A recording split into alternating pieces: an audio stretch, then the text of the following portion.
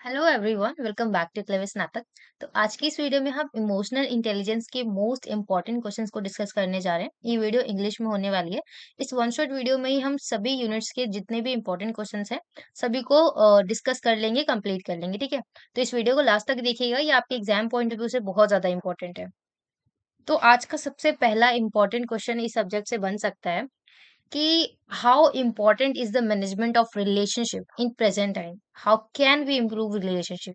देखिए, यहाँ पे ये क्वेश्चन इस पॉइंट ऑफ व्यू से पूछा गया है क्योंकि जब आप इमोशनल इंटेलिजेंस पढ़ते हैं तो वहाँ पे आप इमोशंस के बारे में सीखते हैं कि कैसे किसी इंडिविजुअल को अपने इमोशंस पे कंट्रोल रखना चाहिए, किसी समाज में अपने इमोशंस को कैसे जो है पोर्ट्रे करना चाहिए, कैसे चीज़ों को सीखना चाहिए। ठीक है, बेसिकली इमोशनल इंटेलिजेंस में आप सीखते हैं कि कैसे जो इमोशंस होते हैं वो कैसे ज़्यादा रोल प्ले करते हैं हमारी लाइफ में। ठीक है, तो इस पर्सपेक्टिव से एक ये क्वेश्चन भी बनना बहुत इम्पोर्टेंट है कि आप ऐसे कौन-कौन से मैनेजमेंट के तरीके अपना सकते हैं ताकि वो रिलेशनशिप जो है प्रेजेंट टाइम में उसको इम्प्रूव करा जा सके। और वो रिलेशनशिप किसी भी तरीके से हो सकती है, आपके लाइक फैमिली के साथ हो सकता है, फ्रेंड के साथ हो सकता है और एनीवन एल्स। ठीक है, तो प्रेज़ेंट आज के टाइम में अगर आप देखेंगे, तो आज का टाइम जो है पूरा इंटरकनेक्टेड वर्ल्ड है, राइट? आप ज़्यादातर सोशल मीडिया से कनेक्टेड हैं। आप अपने पड़ोसी के बारे में उतना नहीं जान रहे होंगे, जितना आप सोशल मीडिया पे किसी अदर इंसान के बारे में जान रहे होंगे, ठीक है? तो मतलब यहाँ पे ये कहने का मतलब है कि आजकल हम अपने आस-पास के लोगों को से कोई मतलब नहीं रखते ज़्यादातर, ठीक है? तो बेसिकली यहाँ पे एक इंटरकनेक्टेड जो वर्ल्ड है, effective relationship management is crucial for personal and professional success. यहाँ पे रिलेशनशिप का मैनेजमेंट करना बहुत ज़्यादा इम्पोर्टेंट है ताकि पर्सनल और प्रोफेशनल दोनों तरीके से ग्रोथ हो सके। आपको पता होगा कि जब आप लोगों से ज़्यादा नेटवर्क बनाते हैं, लोगों से ज़्यादा कॉन्टैक्ट में रहते हैं, तो आप नई-नई चीज़ों को सीखते हैं, उनके पॉइंट ऑफ व्यू से देखने के तरीकों को समझते हैं कि किसी पर्टिकुलर चीज़ को सामने वाला व्यक्ति जो है, वो किस तरीके से देखता है, ठीक है? तो जब आप जब नए-नए कल्चर से मिलते हैं, नए-नए लोगों से मिलते हैं, तो नए कल्चर्स को देखने का आपको मौका मिलता है, नई चीज़ों को सीखने का, ठीक है? दूसरे के पॉइंट ऑफ व्यू को समझने का मौका मिलता है, ठीक है? तो ये सारी चीज़ें ना आपके पर्सनल के साथ-साथ प्रोफेशनल ग्रोथ और सक्सेस के लिए भी बहुत ज़्यादा इम्पोर्टेंट होती है। इसके लिए आप क्या कर सकते हैं, सबसे पहले अगर कोई रिलेशनशिप ऐसा ख़ास है, तो उसको आप प्रायोरिटाइज़ कर सकते हैं कि उसका जो कम्युनिकेशन होगा उस रिलेशनशिप में, वो बहुत ओपन होगा। ऐसा नहीं हो कि आप कुछ छुपा रहे हैं, सामने वाला कुछ छुपा रहा है। फर्स्ट तो यही प्रायोरिटी होनी चाहिए कि आपके कम्युनिकेशन जो होगा बहुत ओपन माइंडेड होगा, ठीक है? और दूसरा ये होना चाहिए कि एक्टिव लिसनिंग करेंगे आप। सामने वाला अगर बंदा कुछ बोल रहा है, वो इम्पोर्टेंट है, वो अच्छी बात बोल रहा है, तो चाहे जो भी बात बोल रहा हो, अगर वो पर्सन आपके लिए इम्पोर्टेंट है, तो आपको वो एक्टिव लिसनिंग करना इम्पोर्टेंट है, ताकि वो रिलेशनशिप जो है, उसमें लगे कि हाँ, आप भी सहमत हैं उनकी बातों से, right? So cultivating emotional intelligence to understand and navigate emotion effectively, set boundaries, express appreciations. कई बार ये होता है ना, हम रिलेशनशिप्स में अपने फ्रेंड्स हो, फैमिली हो गए, है ना? उनको ना हम एप्रिशिएट करना भूल जाते हैं, भले ही उन्होंने बहुत अच्छा काम किया हो। तो ये सारी चीज़ों का बहुत ध्यान रखना होता है कि हमें बाउंड्रीज़ सेट करनी होती हैं। साथ ही साथ अगर कोई ऐसा काम किया है किसी व्यक्ति ने, तो उसको एप्रिशिएट करना चाहिए, ठीक है? क्योंकि जो हमारे बिलॉन्गिंग्स होते हैं ना, वही हमें ज़्यादातर जो है हमें एप्रिशिएट करके आगे बढ़ाने में उनका ही सबसे ज़्यादा हाथ होता है, ठीक है? सो रिज़ॉल्व कॉन्फ्लिक्ट कंस्ट्रक्टिवली। तो अगर कोई किसी बात को लेकर कोई बकझक चल रही है, तो उस कॉन्फ्लिक्ट को किसी रिलेशनशिप में जितने जल्दी हो सके खत्म करने की कोशिश करें, लोगों को एप्रिशिएट करें और बाउंड्री सेट करें। ऐसा नहीं कि अगर वो आपका लव्ड वन है, तो आप उसके लिए कुछ भी करेंगे, गलत ही क्यों ना, नहीं, आप उसमें बाउंड्रीज भी सेट करें, ठीक है? So invest time in building meaningful connections both online and offline, चाहे वो आपका कनेक्शन ऑनलाइन हो या ऑफलाइन हो, आपको उस कनेक्शन को मीनिंगफुल बनाना चाहिए, ठीक है? Prioritising quality over quantity in relationship foster trust and mutual understanding. कई बार ये होता है ना कि आप क्वालिटी से ज़्यादा क्वांटिटी को मैटर जब करते हैं, तो उस चीज़ में जो है ये चीज़ जो है बहुत ज़्यादा म्यूचुअल अंडरस्टैंडिंग को बढ़ाती है, ठीक है? बिकॉज़ अगर आप कोई लॉन्ग डिस्टेंस फ्रेंडशिप को देख लीजिए, उसमें क्या होता है, ज़रूरी नहीं है कि आपको हर रोज़ बात करनी है उससे, ठीक है? कई अब लेकिन आप जब भी बात कर रहे हैं, तो उसी टोन के साथ फ्रेंडली मैनर में आप बात करेंगे, ठीक है? तो ये चीज़ बहुत इम्पोर्टेंट होती है कि किसी भी रिलेशनशिप में आप क्वालिटी से ज़्यादा क्वांटिटी को मैटर करें, ठीक है? सो creating a foundation for enduring personal and professional bonds in the contemporary in landscape. भले ही आपका ये किसी कॉर्पोरेट सेक्टर में ही ले लीजिए, तो वहाँ पे भी ना आप लोगों से अगर अच्छे से कनेक्ट कर पाते हैं, तभी आपका जो है लोग नए-नए आपके फ्रेंड बनते हैं और आपको नई-नई अपॉर्च्युनिटीज़ भी देखने को मिलती है, ठीक है? अगर आप कॉर्पोरेट वर्ल्ड में काम कर रहे हैं, बस जाते हैं काम करके और आ जाते हैं, किसी से बोलने का मतलब नहीं है, अपने काम से मतलब रखते हैं, आप किसी से बोलते नहीं हैं, ठीक है? चुप-चुप रहते हैं, तो वो चीज़ आपको हेल्प नहीं करेगी, जितना अगर आप लोगों से घुल-मिल कर रहते हैं, बातें करते हैं, तो वो चीज़ आपको हेल्प करेगी, ठीक है? तो यहाँ पे ये सारी चीज़ें हैं, ठीक है? आप वीडियो को पॉज़ करके लाइन बाय लाइन ज़रूर पढ़ा करें, ठीक है? तो नेक्स्ट क्वेश्चन है यहाँ पे, emotional quotient is more important then intelligent question. यहाँ पे देखिए ये क्वेश्चन जो है अपने आप में बहुत ज़्यादा इम्पोर्टेंट हो जाता है, क्योंकि जब आप अपनी लाइफ़ के फेज़ को देखेंगे ना, तो उसमें भी आपको देखने को मिलेगा कि भले ही कोई बंदा कितना भी ज़्यादा इंटेलिजेंट क्यों ना हो, उसके अंदर बहुत ज़्यादा नॉलेज हो, पर अगर उसके पास इमोशनल चीज़ नहीं है, इमोशनल फैक्टर नहीं है उसके पास, तो वो ना लाइक सोसाइटी में उतने अच्छे तरीके से रोल नहीं कर पाएगा, जितना अच्छे से कोई इमोशनल इंटेलिजेंस के साथ कर पाएगा, ठीक है? तो आप अगर सोसाइटी में रहना चाहते हैं, तो अगर आपका इमोशन इंटेलिजेंस का जो ये तरीका है, ये आपका बहुत अच्छा है, ईक्यू लेवल जो है बहुत अच्छा है आपका, लोगों को आप बहुत अच्छे से समझते हैं, उनके दर्द को समझते हैं, आप उनकी हेल्प करते हैं, तो ये चीज़ बहुत ज़्यादा इम्पोर्टेंट होती है। तो that's why there are so many reasons, that's why कि इमोशनल क्वेश्चन जो है, जो इंटेलिजेंट क्वेश्चन से ज़्यादा इम्पोर्टेंट होता है, ठीक है? सो देखते हैं हम यहाँ पे, जो ईक्यू होता है हमारा, वो होल्ड करता है greater importance than intelligence, IQ, ठीक है? As it encompasses interpersonal skills, empathy and self awareness. जब आपका ईक्यू लेवल हाई होता है, तो आप अपने प्रति अवेयर होते हैं, एम्पैथी होता है, आपके पास इंटरपर्सनल स्किल होते हैं, ठीक है? सो व्हाइल जो आईक्यू होता है, वो सिर्फ जो है कॉग्निटिव एबिलिटीज़ को जो है मेज़र करता है, और साथ ही साथ जो ईक्यू है, वो signifies the ability to understand and manage emotions, ठीक है? Crucially for successful relationship and effective communication.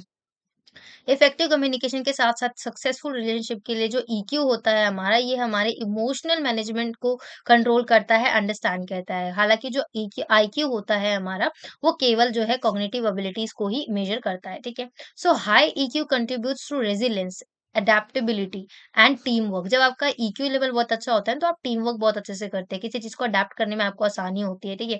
और अगर आपके पास नॉलेज बहुत ज़्यादा है और आपके पास ईक्यू है ही नहीं, तो आप लोगों से ना लड़ेंगे कि नहीं ऐसा हो ही नहीं सकता, ऐसा नहीं हो सकता, आप बहस ज़्यादा करेंगे, ठीक है? लाइक चीज़ों को आप इमोशनली नहीं समझेंगे, तो आपका ईक्यू लेवल भी उतना ही ज़्यादा मैटर करता है जितना ज़्यादा आईक्यू, ठीक है? सॉरी। तो अगर हम in today's collaborative and dynamic world, individuals with high emotional intelligence often navigate challenges more effectively, emphasizing the increasing significance of EQ in personal and professional achievement. जिसका अगर आप देखेंगे आज के टाइम पे भी, जिसका ईक्यू लेवल बहुत हाई होता है ना, वो ज्यादातर प्रोफेशनल और अचीवमेंट्स को पा पाता है, और पर्सनल चीजों को भी ज्यादा ग्रोथ में लेके जा पाता है, जिसका ईक्यू लेवल जो है हाई होता है। भले ही आप कितने भी ज्यादा इंटेलिजेंस हो, आपके अंदर कॉग्निटिव एबिलिटी जितनी भी ज़्यादा हो, पर अगर आपके अंदर ईक्यू नहीं है ना, तो आप थोड़ा-सा लाइक जो है लैग कर जाएँगे चीज़ों में, ठीक है? सो नेक्स्ट क्वेश्चन है, elaborate on various strategies to enhance social competence. Social competence की अगर हम बात करें, तो यहाँ पे बात हो रही है सामाजिक क्षमता की, कि आप समाज में किस तरीके से अपनी क्षमता को बढ़ा सकते हैं, उसके लिए कौन सी स्ट्रैटेजीज का यूज कर सकते हैं, ठीक है? So to enhance social competence with in the framework of emotional intelligence, individuals can employ several strategies. Firstly developing self awareness. Awareness देखिए, सबसे पहले तो सोशल कॉम्पिटेंस बढ़ाने के लिए, सामाजिक क्षमता बढ़ाने के लिए, आपको सबसे पहले अपने प्रति जो है अवेयरनेस दिखानी होगी। आप अपने आप को कितने अच्छे तरीके से जानते हैं, तभी तो आप दूसरों के इमोशन को समझ पाएँगे, सोसाइटी को समझ पाएँगे, ठीक है? So active listening and empathetic communication foster stronger connection with others, ठीक है? तो इससे क्या होता है, स्ट्रॉन्गर कनेक्शन बन पाता है हमारा दूसरों के साथ, अगर आप इमोशनली भी चीज़ों के साथ कनेक्ट कर पाते हैं तो, ठीक है? और यहाँ पे एक इस पॉइंट पे मैं आपको एक चीज़ बता दूँ, इससे पहले जो हमने वीडियो बनाई थी, मस्ट वॉच वीडियो, इंग्लिश में ही है वो भी, तो उसको आप ज़रूर देखिएगा, और अगर आप कोई ये हिंदी की वीडियो देख रहे हैं, तो आप हिंदी में भी इस सब्जेक्ट की ऑल सभी यूनिट्स के वीडियोज़ बने हुए हैं, अगर आपने नहीं देखा है, तो आप जाके चेकआउट कर सकते हैं, ठीक है? और इंग्लिश में भी जो वन शॉट वीडियो बनाई थी हमने मस्ट वॉच करके, वो भी देखिएगा, उसमें ना आपको चैप्टर वाइज़ जो है चीज़ों के जो मेन इम्पोर्टेंट टॉपिक्स हैं ना, उसको डिस्कस किया है हमने, ठीक है? तो उस वीडियो को आप जाकर ज़रूर देखिएगा, ठीक है? सो आते हैं क्वेश्चन पे back. Practicing emotional regulation ensures constructive response in various societal situations, building effective interpersonal relationship involving recognizing and respecting diverse perspective। इससे क्या होता है ना, जब आपके अंदर ईक्यू होता है, तो आप चीज़ों को भले ही वो डाइवर्स पर्सपेक्टिव से आते हो, आपका उस चीज़ को देखने का नज़रिया भले ही अलग हो, पर आपको इतना समझ होती है कि आपको उस चीज़ की भी रिस्पेक्ट करनी है, उस पर्सन की भी रिस्पेक्ट करनी है, ठीक है? भले ही उसका सोशल स्किल कैसा हो, उसका कॉन्फ्लिक्ट कैसा हो, ठीक है? भले ही ये सारी चीज़ें फिर आपको आगे चलकर टीम वर्क करने में, कंट्रीब्यूट करने में, सक्सेसफुल कोलैबोरेशन करने में भी आपको बहुत ज़्यादा हेल्प करती हैं, ठीक है? So continuous learning and adaptability enhance social competence by promoting flexibility in navigating complex social dynamic, ultimately fostering positive relationship and contributing to overall emotional intelligence, ठीक है? So these are the main points that strategies that discuss to enhance the social competence ability, ठीक है? सो I hope कि आपको ये question भी समझ में आया होगा। नेक्स्ट हम देखते हैं, what are the building blocks of emotional intelligence? This is also very important question. अगर हम बिल्डिंग ब्लॉक्स की बात करें इमोशनल इंटेलिजेंस के लिए, तो इसमें सबसे पहला होता है हमारा सेल्फ अवेयरनेस, खुद के प्रति जागरूकता होना, ठीक है। फिर दूसरा आता है सेल्फ मैनेजमेंट, खुद के प्रति जो है खुद को मैनेज करने आना चाहिए, कि आप अपने इमोशंस को जो है लाइक जरूरत नहीं थी फिर भी आप वहाँ पे इमोशनल हो गए, तो अपने इमोशंस का कंट्रोल कर पाना, ठीक है, मैनेज कर पाना बेसिकली। और थर्ड हमारा बिल्डिंग ब्लॉक होता है सोशल अवेयरनेस, सोसाइटी के प्रति आप कितने अवेयर हैं, ठीक है।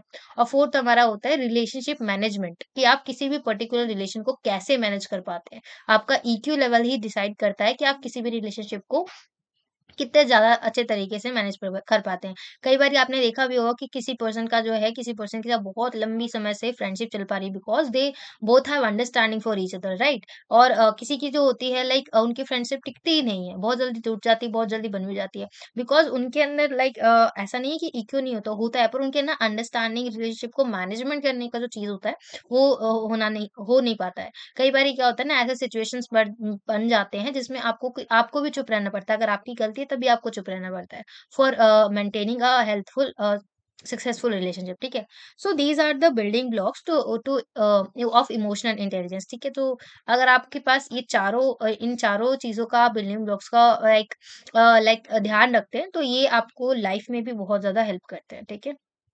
So, strengthening each component empowers individual to navigate the complexities of emotions both within themselves and in their interaction with others, ठीक है। तो अपने आप के लिए भी और अगर आपका किसी अदर पर्सन के साथ इंटरेक्शन होता है, तो ये सभी बिल्डिंग ब्लॉक्स जो है आपको बहुत ज्यादा हेल्प करते हैं टू इनहांस और टू स्ट्रेंथन द रिलेशनशिप, ठीक है। तो और आपको ना यहाँ पे एग्जाम्स में जो है थोड़ा केस स्टडी टाइप भी क्वेश्चन देखने को मिल सकता है, कि कोई पर्सन है जो लाइक अपने बात को सामने रखना चाह रहा है पर वो रख नहीं पा रहा, तो उसमें आपको कौन कौन से पॉइंट देने पड़ेंगे। फॉर एग्जाम्पल आई थिंक मैंने उस वीडियो में डिस्कस करी है कि लाइक दो एक क्लास में दो बच्चे हैं, ठीक है, और किसी टॉपिक को डिस्कस कर रहे हैं। तो एक बच्चा जो है ए बच्चा जो है वो अपनी बात को सामने रख रहा है, ठीक है, और बी वाला जो बच्चा है वो उसको कह रहा है नहीं ऐसा नहीं हो सकता। तो जो ए बच्चा है वो अपनी बात को किस तरीके से रखेगा बी पर्सन के सामने, ताकि वो उस चीज को समझ सके और उस चीज से कनेक्ट कर पाए। तो यहाँ पे किस तरीके से आप इमोशनल तरीके से चीजों को फैक्टर करेंगे, ये चीज यहाँ पे आपको बतानी होगी, ठीक है। तो इस तरीके के क्वेश्चंस भी आपको देखने को मिल सकते हैं, ठीक है। तो पहला तो आप ऐसे ही बता सकते हैं इस एग्जांपल में कि आप सामने वाले को सुनेंगे, ठीक है? और उसका क्या पॉइंट ऑफ व्यू उस अंडरस्टैंडिंग के अकॉर्डिंग उसको आंसर देंगे। पहले सामने वाले के सुनने की कोशिश करेंगे, ठीक है? So these are the points कि आप यहाँ पे क्या ध्यान रखेंगे, ठीक है? सो अगेन क्वेश्चन पे आता है, discuss the growth of social competence as per different life stages. आपको सोशल कॉम्पिटेंस के ग्रोथ के बारे में बताना है, लाइफ के डिफरेंट डिफरेंट स्टेजेस को ध्यान में रखकर। फर्स्ट हमारा अगर हम बात करें, social competence evolves across life stages, aligning with emotional and cognitive development. In childhood, foundational skills like sharing and comparative are cultivated. Adolescents witness the refinement of social awareness, empathy, and communication is as individuals navigate peer relationship. देखिए यहाँ पे जब आप childhood की बात करें, तो उसमें आपका इमोशनल इंटेलिजेंस किस तरीके से काम करता है, कि आप ना लोगों से बहुत ज्यादा खुले विचार से मिलते हैं, लाइक आप बहुत इनोसेंस होते हैं, चीज़ों को बहुत अच्छे से, भले ही आपको वो चीज़ समझ में आ रही नहीं आ रही है, पर आप सामने वाले पर्सन से स्माइल के साथ बहुत अच्छे से बात करेंगे, ठीक है। जब आप बड़े होंगे या जब आपका एडोलेसेंस आएगा, तो उसमें क्या होता है कि आपके अंदर सोसाइटी के प्रति अवेयरनेस आती है, कि अगर सोसाइटी आपके साथ कैसे ट्रीट कर रही है, आपको सोसाइटी के साथ रहने के लिए आपको क्या चीज़ें जो हैं वहाँ पे डेवलप करनी होंगी, ये सारी चीज़ें आपके अंदर आती है, ठीक है। और young adulthood sees the maturity of interpersonal skills forming deeper connections. जब आप और भी ज़्यादा यंग होते हैं, अडल्टहुड में आते हैं, तो आपके अंदर कनेक्शन को डीपर करने के आपके पास इंटरपर्सनल स्किल्स होते हैं, आपके अंदर मैच्योरिटी आती है, ठीक है। So these are the phases of life जो आपको सोसाइटी के प्रति जो है वहाँ पे सोसाइटल कॉम्पिटेंस पे डिफरेंट डिफरेंट लाइफ के स्टेजेस में डिफरेंट डिफरेंट होती है। जब आप छोटे होते हैं तो आपको सोसाइटी के प्रति नजरिया अलग होता है, ठीक है। So each stage contributes to the gradual growth of social competence, reflecting the dynamic interplay between emotional intelligence and diverse life experience, ठीक है। सो इमोशनल इंटेलिजेंस के साथ साथ लाइफ के डिफरेंट डिफरेंट एक्सपीरियंस में जो है ये सभी स्टेजेस जो है डिफरेंट डिफरेंट तरीके से आपको हेल्प करते हैं। तो नेक्स्ट क्वेश्चन पे आते हैं। Self regulation is an important construct of personal competence. तो देखिए, तो इस क्वेश्चन में आपको बताना है कि व्यक्तिगत योग्यता को किस तरीके से जो है इम्पोर्टेंट रोल प्ले करता है सेल्फ रेगुलेशन, ठीक है। तो जब हम सेल्फ रेगुलेशन की बात करते हैं तो is a pivotal aspect of personal competence with in emotional intelligence denotes the ability to manage and modules one's emotion. तो ये बात यहाँ पे इस चीज की हो रही है कि कोई पर्टिकुलर व्यक्ति, सॉरी, कोई पर्टिकुलर व्यक्ति जो है अपने खुद के इमोशंस पे कैसे कंट्रोल करता है, कैसे अपनी एबिलिटी को जो है इनहांस करता है, ठीक है। So it involves maintaining composers in challenging situation, resisting impulsive reaction and adapting to changing circumstances, कि आप किसी चेंज सर्कमस्टांसेस में अपने आप को कितने जल्दी अडेप्ट कर पाते हैं, उसको कितने जल्दी वहां पे जो है घुल मिल पाते हैं, ठीक है। तो ये सारी चीजें, so individuals with strong self-regulation skills can navigate stressors with the resilience, make through thoughtful decisions and exhibit an emotional stability। जब आपके अंदर खुद के प्रति जो जागरूकता होती है ना, तो वो आपको इमोशन स्टेबिलिटी में आपको हेल्प करती है। आप बहुत सारी चीजों को जो है सेल्फ रेगुलेशन स्किल का यूज करके जो है थॉटफुल डिसीजन ले पाते हैं, आप अच्छा डिसीजन ले पाते हैं और आप लाइफ में ग्रोथ की तरफ आगे बढ़ते हैं, ठीक है। सो the mastery of self-regulation empowers individuals to navigate complexities and cultivate positive relationships, showcasing its a central role in the domain of personal competence, ठीक है। तो पर्सनल कॉम्पिटेंस में सेल्फ रेगुलेशन का जो है अपने आप में बहुत ज्यादा इंपॉर्टेंस होता है, ठीक है। तो आप इस क्वेश्चन के आंसर को लाइन बाय लाइन जरूर पढ़िएगा वीडियो पॉज करके। नेक्स्ट क्वेश्चन हम देखते हैं, explain in detail the mixed model of emotional intelligence. तो आई होप कि अगर आपने प्रीवियस वाली वीडियो देखी होगी तो उसमें हमने different different types of model पढ़े थे इमोशनल इंटेलिजेंस के। तो उन्हीं में से एक यहाँ पे है मिक्स्ड मॉडल, जिसको हमें यहाँ पे डिस्कस करना है, ठीक है। तो जब हम मिक्स्ड मॉडल की बात करते हैं तो mixed model combines element of both ability and trait model. यहाँ पे दो मॉडल होते हैं, अब तीन मॉडल्स होते हैं, mixed model, ability model, trade model और मिक्स्ड मॉडल, ठीक है। तो जो मिक्स्ड मॉडल है ना, वो एबिलिटी और ट्रेड मॉडल इन दोनों का ही मिक्सचर होता है, ठीक है, जैसे इसके नाम से पता चल रहा है, ठीक है। So it acknowledges that while there are inherent traits influencing emotional intelligence, there are also learned skills that can be developed, ठीक है। So these models recognize the interplay between our natural tendencies and our capacity to improve, offering a holistic perspective on emotional intelligence that consider both our inherent traits and our ability to grow and adapt। It's like understanding that we all have our emotional strengths, but we can also enhance our emotion skills through practice and self awareness। भले ही आप सभी के पास emotional intelligence की knowledge आपके पास है, आपके पास emotions हैं, पर आपको उसको स्ट्रेंथन तभी कर सकते हैं जब आप उसकी ज्यादा प्रैक्टिस करते हैं, सेल्फ अवेयरनेस रखते हैं अपने प्रति, आप कितना जागरूक हैं, ठीक है। आपके पास ऐसे ऐसे सर्कमस्टांसेस आते हैं जहाँ पे आपको जो है उस चीज की प्रैक्टिस करने का मौका मिलता है, तो यहाँ पे जो सारी चीजें जो है डेवलप हो पाती है, ठीक है। तो यहाँ पे ये सारी चीजें हैं। तो मिक्स मॉडल में बेसिकली आपको यही चीज लिखनी है कि ये मॉडल जो है एबिलिटी मॉडल, ट्रेड मॉडल, इन दोनों का मिक्सचर होता है, ठीक है। सो नेक्स्ट हम देखते हैं एक्सप्लेन एबिलिटी मॉडल। अब हम एबिलिटी मॉडल की बात करते हैं तो इसमें क्या होता है, it includes the ability to recognise and distinguish one's emotion with in one self and other. तो मिक्स मॉडल में क्या था कि आप ना लाइक लाइफ के सभी इमोशंस का जो है मिक्स तरीके से देखते हैं, कि आप खुद के साथ साथ सामने वाले पर्सन के इमोशंस का भी किस तरीके से लाइक जो है ध्यान रखते हैं या किस तरीके से समझते हैं, ठीक है। और एबिलिटी मॉडल में क्या होता है कि खुद के रिलेशंस, सॉरी, खुद के इमोशंस का आप किस तरीके से जो है दूसरों के साथ किस तरीके से ट्रीट करते हैं, ठीक है। सो फैसिलिटेटिंग थॉट्स विद इमोशंस, आप यहाँ पे साथ ही साथ ये भी ध्यान रखते हैं एबिलिटी मॉडल में कि आप अपने इमोशन के साथ साथ अपने कॉग्निटिव एबिलिटीज को भी कनेक्ट कर पाते हैं। फॉर एग्जाम्पल रीजनिंग और प्रॉब्लम सॉल्विंग में आप अपने ईक्यू के साथ साथ आईक्यू का भी उपयोग करते हैं, ठीक है। Understanding emotion, it includes the ability to label emotions with accurate language as well as the ability to differentiate between emotions level and emotional themselves। तो इमोशन के साथ साथ इमोशंस के साथ-साथ इमोशनल लेवल्स जो होते हैं,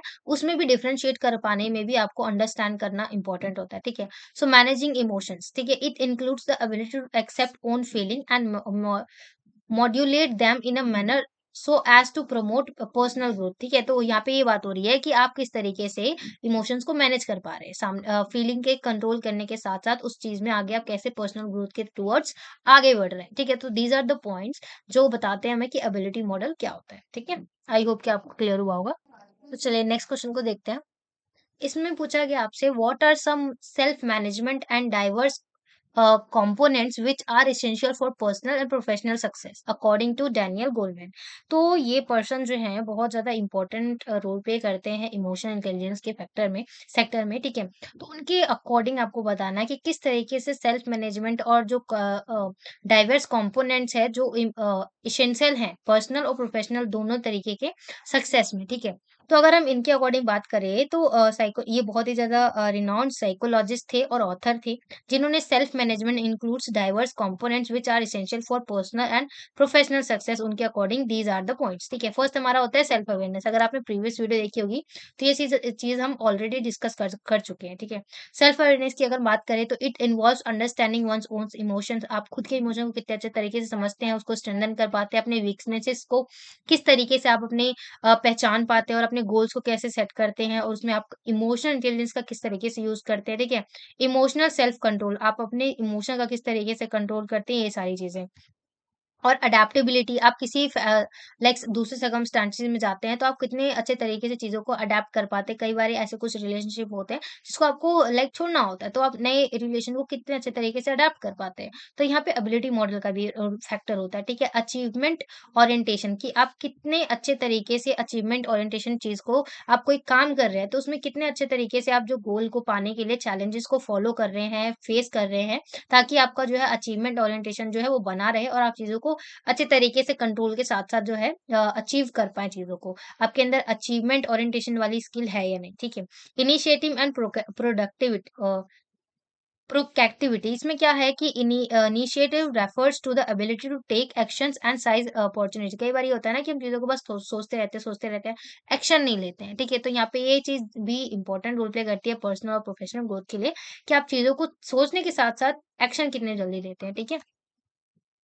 और ऑप्टिमिज्म, इसमें क्या होता है, relates to having a positive outlook and maintaining houseful hopefulness even in challenging और अनसर्टेन सिचुएशन। जब आपका कोई ऐसे सिचुएशन में फंस जाते हैं जहाँ पे आपको कुछ समझ में ही नहीं आ रहा क्या करना है, तो उस सिचुएशन में आप किस तरीके से ऑप्टिमिस्ट होकर आप मेंटेन करते हैं उस होपफुलनेस। कई बार होता है कि आप बिल्कुल होपलेस हो जाते हैं, आपके पास कोई मतलब कुछ सोच ही नहीं पा रहे आप हुआ क्या है, ठीक है? तो उस सिचुएशन में आप किस तरीके से अपने ईक्यू का उपयोग करते हैं, ठीक है? Resilience, resilience refer to the ability to recover quickly from setback और बाउंस बैक। कई बार होता है ना लाइफ में आपको अप्स एंड डाउन्स देखने होते हैं, तो कई बारी आप डाउन्स के साथ जब आप कोई डाउन फेस कर रहे हैं, आप किसी चीज़ में फेल हुए या किसी चीज़ में आप लाइक बहुत ज़्यादा हार गए, तो उस चीज़ में आप कैसे जो है उस सेटबैक से, उस बाउंस बैक से जो है आगे आगे बढ़ते हैं और अपने आप को रिकवर कितने जल्दी करते हैं। तो ये सारी चीज़ें भी इम्पोर्टेंट है for personal and professional growth, ठीक है? So by developing and strengthening these self-management and components, individuals can have better control over their emotions, thoughts, and actions, leading to increased productivity, well-being, and success in various areas of life. ठीक है? तो life के जितने भी areas हैं various तरीके के, वहाँ पे सक्सेस के लिए, वेल-बीइंग के लिए आपको इन सभी फैक्टर्स को जो है डेवलप करना होगा, स्ट्रेंथन करना होगा, ठीक है? So these are the points जो हमें बताते हैं कि डैनियल गोलमैन के क्या पॉइंट ऑफ व्यू है इनके प्रति, ठीक है? नेक्स्ट क्वेश्चन है, इसमें पूछा गया है what are elements of social competence according to MC Lang 2010, ठीक है? तो इसके अकॉर्डिंग हमें ये बताने हैं सोशल कॉम्पिटेंस के जितने भी लाइक लर्निंग एक्सपीरियंस के साथ-साथ क्या एलिमेंट्स रहे हैं सोशल कॉम्पिटेंस के, सामाजिक क्षमता के, ठीक है? सो फर्स्ट है इसमें कि अंडरस्टैंडिंग वन्स, ये हमने थोड़ा-सा पहले पिछले स्लाइड में भी डिस्कस किया कि खुद के बारे में भी डिस्कस करना, अपने सेल्फ अवेयरनेस रखना, ठीक है? स्किल्स के बारे में जानना। दूसरा होता है हमारा कि पीपल के इमोशंस के साथ-साथ उनके उनके प्रति भी अवेयरनेस रखना, सेल्फ कंट्रोल और इंटरप्ले सेल्फ डिसिप्लिन, अपने सेल्फ कंट्रोल के साथ साथ-साथ सेल्फ डिसिप्लिन रखना, maintaining civil contacts and with others, लोगों के साथ सिविल कॉन्टैक्ट बनाना और उसको मेंटेन करना, being able to act in a sensitive and empathetic manner, आप एम्पैथेटिक और सिंसियर तरीके से मैनर में लाइक लोगों के साथ बात करे, इम्पैक्ट करे, कनेक्ट करे, ठीक है? So being able to uphold social standard and recognise thing that developing enduring conversation, ठीक है? So being able to listen and collaborate with others when necessary, being pliable, social competency may be influenced by a variety of factors. Those a good understanding of these factors is essential. ठीक है, तो ये बहुत ज़्यादा essential है, ये सारे factors जिनका आपको उपयोग करना है, ठीक है, ताकि आप सोशल कॉम्पिटेंस के एलिमेंट्स में जो है बहुत ज़्यादा आगे डेवलप कर पाए, चीज़ों को समझ पाए, ठीक है? So these are the points. So I hope कि हमने यहाँ तक जितने भी क्वेश्चन करे आपको सारे समझ में आए होंगे। और ऐसा कुछ डाउट अगर आपको पूछना है तो आप कमेंट सेक्शन में लिख सकते हैं। और अगर आपको वीडियो अच्छी लगी है तो do like share and subscribe and thanks for watching.